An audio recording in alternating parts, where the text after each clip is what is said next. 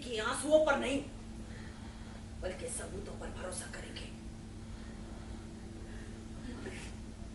हम जानते थे आप कभी कोई गलत फैसला नहीं करोगे।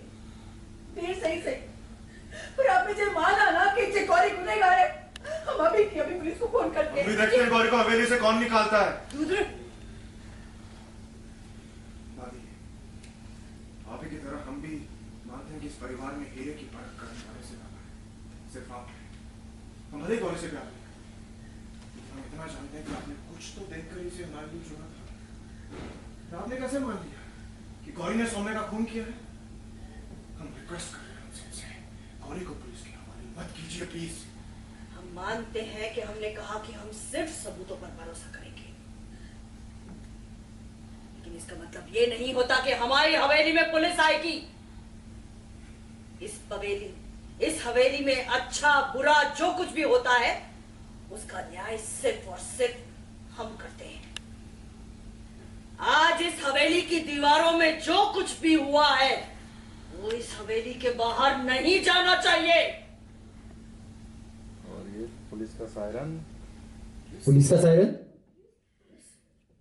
यहाँ कैसा है? किसने बुलाया पुलिस को? जहाँ जुर्म होता है ना अम्मा जी, वहाँ पुलिस देर तक पहुँच ही जाती है। अरे चुप रहो। अपराध किया है तो मान लो ना गौरी। हो सकता है अम्मा जी तुमको बचा ले, और वैसे भी अम्मा जी की तो पहुँच है, वो इस मामले को रफा दफा करवा सकती है ना अम्मा जी? अरे खामोश रहो तुम। हमने आज भी तुम्हें अपने परिवार के मामलों में बोलने की इजाजत नहीं दी है। लेकिन अम्मा जी अब करना क्या है? गौरी कह रही है उसने सौम्या को नहीं मारा, लेकिन हम सब ने अपनी आंखों से उसके हाथ में क्योता देखा। अब आप ही बताइए क्या करना है? कुछ बोलने का ट्राई करो गौरी।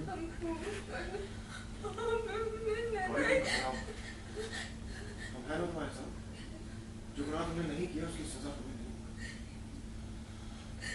ठीक है, मान लेते हैं कि गौरी निर्दोष है, इसे सौम्या को नहीं मारा। फिर आप हमें ये बताओ कि कोयता इसके हाथ में क्या कर रहा था? और अगर गौरी ने इस लड़की को घायल देखा था तो उसने चिल्लाकर हम सबको क्यों नहीं बुलाया? हाँ अम्मा जी, ये बात तो आप भी मानेंगी ना कि खामोशी की आड़ में वही चुप रहता है जिसके मन में मैल होता है। अरे किसके सामने कह रही हैं आप जीजी? अम्मा जी के सामने। गौरी की आंसुओं के सामने अम्मा जी की कुछ नहीं चलती। अरे बस भी करो उषा बहू।